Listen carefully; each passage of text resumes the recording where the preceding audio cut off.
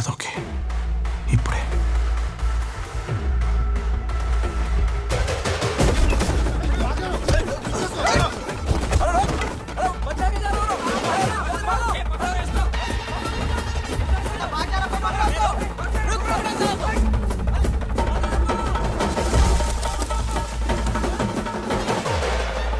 Link తీ.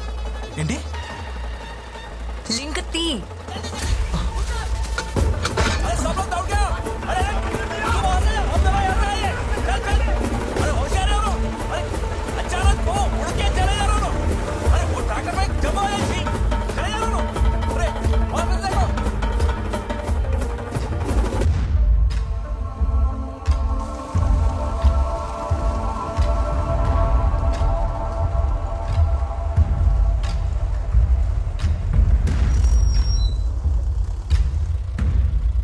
ఎవరు నువ్వు? మా అమ్మ ఎక్కడుంది? నన్ను స్టేషన్ నుంచి ఎందుకు తప్పించావు? అసలు పోలీసు ఎందుకు చేసేస్తున్నారు? ఇంతగా ముసోడవడు నిన్నే. Calm down.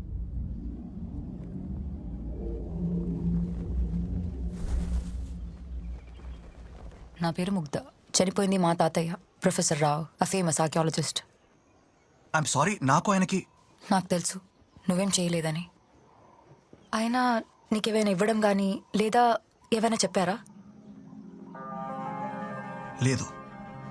గుర్తెచ్చుకో కార్తిక్, ఏమైనా చెప్పారా? చెప్తే గిప్తే మనవరాలు నీకు చెప్పాలి కానీ స్ట్రేంజర్ని నాకెందుకు చెప్తాడు? ఏం చెప్పలేదు. అంటే నువ్వు నన్ను అనుమానిస్తున్నావా? కార్తిక్!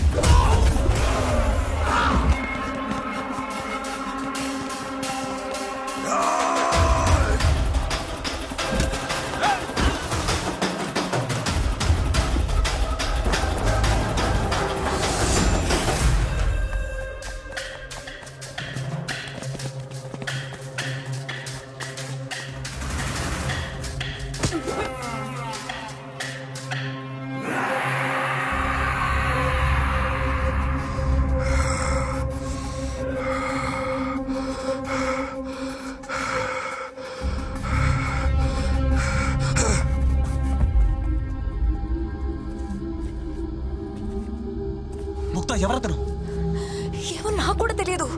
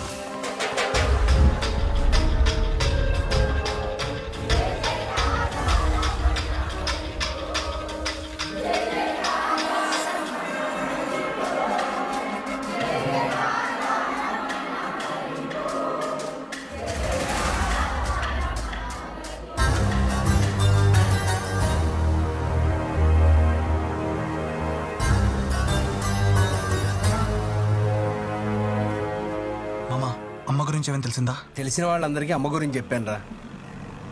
అవును, నిన్ను ఈ అమ్మాయి ఎందుకు కాపాడింది? వాడెవడో నిన్నెందుకు చంపాలని ప్రయత్నించాడు? ప్రయత్నమేంటి మామా?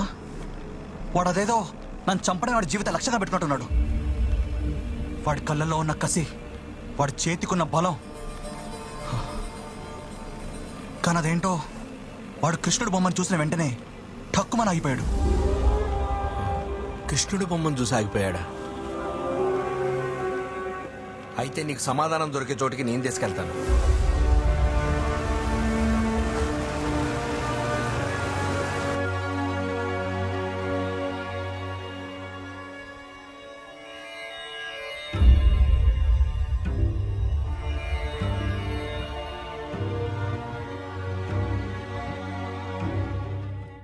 మీ వెంటపడినవాడు అభీరుడు.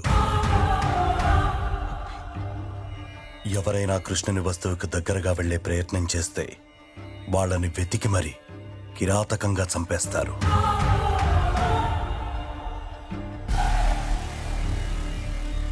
కృష్ణుడి దగ్గరికి వెళ్తే చంపేయడం ఏంటి సార్? అసలు ఎవరిల్లు?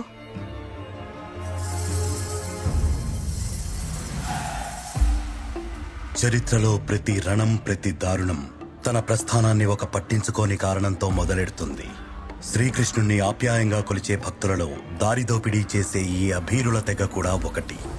దారిదోపిడీ, దొంగతనం వృత్తిగా ఉన్నప్పటికీ అభీర తెగకి కృష్ణుడంటే అపార ఆరాధనాభావం ఉండేది. శ్రీకృష్ణుడు అంటే విపరీత భక్తి ఉన్నప్పటికీ అభీరులపై ద్వారకావాసుల దృష్టి మరోలా ఉండేది. వాళ్ళకి ఇళ్ల లోపలికి ఆహ్వానం, గుళ్లలోకి ప్రవేశం ఉండేది కాదు. శ్రీకృష్ణుని నిర్యాణం తరువాత అతని స్మారకంగా చూసుకోవడానికి ఒక ఉత్సవ విగ్రహాన్ని దొంగిలించారు. ఆ విగ్రహానికి ప్రేమతో పూజలు చేస్తుంటే విషయం తెలుసుకున్న ద్వారకావాసులు వాళ్ళని కొట్టి చంపేసి విగ్రహాన్ని తీసుకున్నారు.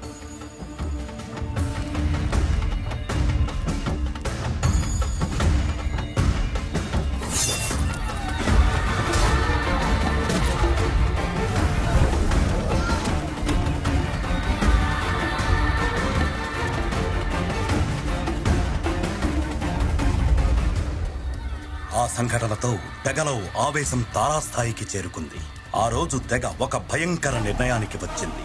ఆ తెగ నాయకుడు మాట్లాడుతూ, దేవుణ్ణి తలవాలన్నా తాకాలన్నా ముందు అభీరుల్ని తలవాలి. వెళ్ళండి, ఇప్పుడు వాళ్ళ దైవం మన దైవం, మనకి మాత్రమే దైవం. కృష్ణ భగవానుని సమక్షం కృష్ణపక్షం మాత్రమే ఈ యాగానికి విరామం. అవి కాని రోజు ఏదైనా దేవుణ్ణి తాకే ప్రయత్నం చేసే వాళ్ళ మరణం.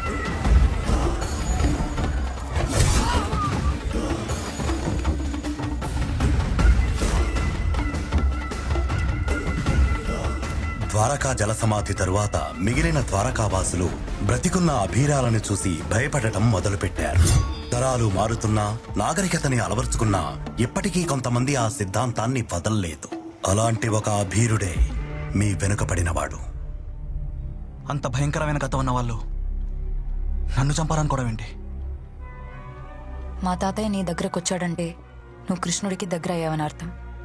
నువ్వు కృష్ణుడికి దగ్గర అయ్యావంటే వాళ్ళకి శత్రు అయ్యావని అర్థం. అసలు కృష్ణుడేంటి? మీ తాత ఏంటి? నాకు మీ తాతకి అసలు సంబంధం ఏంటి?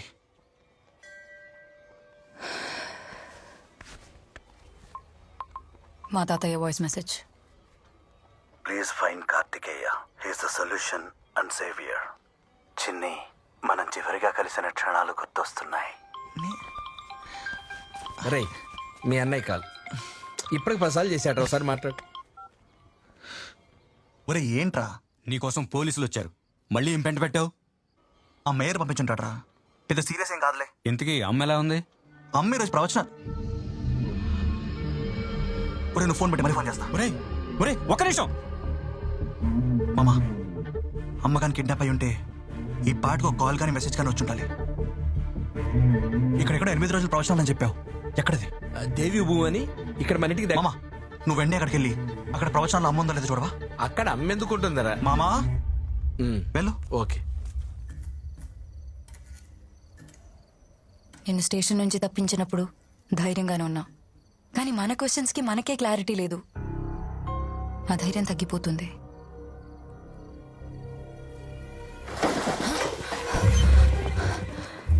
నేను ఆ ప్రవచనాల్లో గోపాల గోపాల అని పరవశించిపోతుంటే ఇక్కడే ఉండాలి. అమ్మా ఎక్కడికి వెళ్ళిపోయామా నువ్వు? అక్కడే ఉందిరా. అమ్మా ఏంట్రా, ఏమైందిరా కార్తికు? వెళ్ళే ముందు చెప్పలేదని తెలీదా నీకు? ఎంత వెతికింది తెలుసా నీకోసం? అసలు నా ఫోన్ కూడా మెయింటైన్ చేయవు. ఇలా వెళ్ళి అలా వచ్చేద్దాం అనుకున్నాను రా, కానీ అక్కడికి వెళ్ళేనా ఆ ప్రవచనాలు, ఆ హరికథ అలా నేను ఎంత పరవశించి చెప్పినా నేను పడ్డ బాధ టెన్షన్కి ఎప్పటికీ అర్థం కాదు. ఒరే, ప్రశ్నలోనే సమాధానం అంటావు, సమస్యలోనే పరిష్కారం అంటావు అని నా కార్తికేనా ఇలా మారిపోయాడు? అసలు వీడేంటమ్మా ఇలా టెన్షన్ పడతాడు? నువ్వెవరమ్మా? అది నీ జుట్టు భలే ఉందే, ఉంగరాలు ఉంగరాలుగా. అసలు ఇంత ఒత్తు జుట్టు ఎలా తలకు స్నానం చేస్తావు? ఈసారి నువ్వే తలంటుతో గానీ అక్కడ ఏం జరిగిందో అది చెప్పు. ఆ నేలాపనింద కథ ఇలా మొదలైందో లేదో, ఇదిగో వీడొచ్చి లాక్కొచ్చేశాడు. వీళ్ళ ప్రసాదాల గురించి మన పులిహారికి ఏమాత్రం తీసిపోదురా వీళ్ళ పోహ. ఓహో, నీ శ్రద్ధంతా పోహా మీద, నేను ఇక ప్రవచనాల మీద నీ అనుకున్నావు. మొహం. పోహ ఊరికే మాట్లాడతాను. ప్రవచనం మీద ఉంటది, ప్రసాదాల మీద ఉంటది. అసలు నీకేం తెలుసురా? ప్రవచనాలకు వెళ్తావా? మళ్ళీ అలా వెళ్ళి ఇలా వచ్చేయడం కాదు. అక్కడే ఉండే పూర్తయ్యేంత వరకు సేవ చేసుకో, పరవశించిపో. నిజంగానేనారా? నిజం. నువ్వు పూజ చేసుకో, నేను పని పూర్తి చేసుకుంటా. మామా, బట్టలు సర్ది అమ్మని దగ్గర నుండి దింపేసరా. పదక్క. అబ్బబ్బబ్బబ్బ, నా బంగారు కొండ. ఇంకో చోట పోహతో పాటు స్వీట్లు పెడతారంట. నీకు పెడతాందా?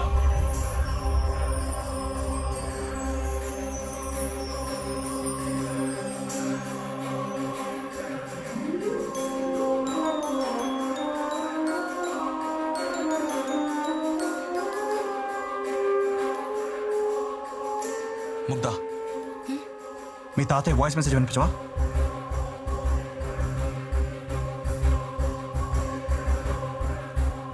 Please fine Kartikeya is the solution and saviour. Chinni, మనం చివరిగా కలిసిన క్షణాలు గుర్తొస్తున్నాయి.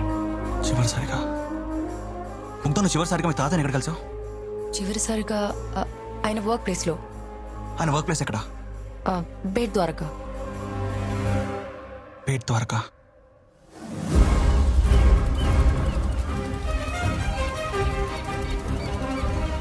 సముద్రం దాచుకున్న అతిపెద్ద ప్రపంచ రహస్యమే ఈ ద్వారకా నగరం. నమో వాసుదేవాయ.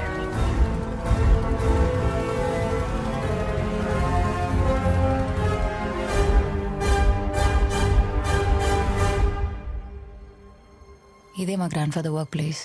5 years ముందే ఇక్కడే కలిసాం. 5 ఏళ్ళైందే. దా.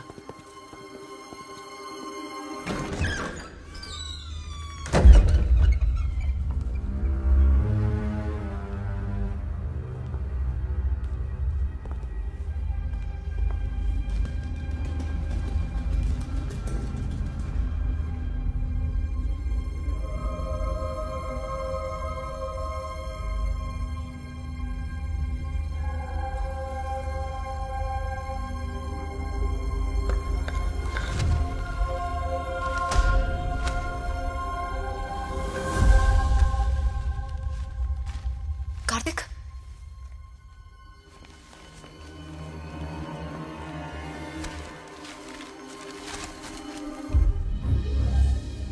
ఇదేదో తెలియని భాషలో ఉంది. ముగ్ధా, అది మీ తాతయ్య రాసిన పర్సనల్ లెటర్ అనుకుంటా. చిన్ని, ఇది చదివే టైంకి నేను బ్రతికుండకపోవచ్చు. You know my quest. మన కల్చర్, హెరిటేజ్ మీదన అన్వేషణ, తపన నీకు తెలుసు. Chinni, I know you are the true successor of my dreams. నేను స్టార్ట్ చేసిన ఈ పని నా కోసమో మన కోసమో కాదు, దేశం కోసం,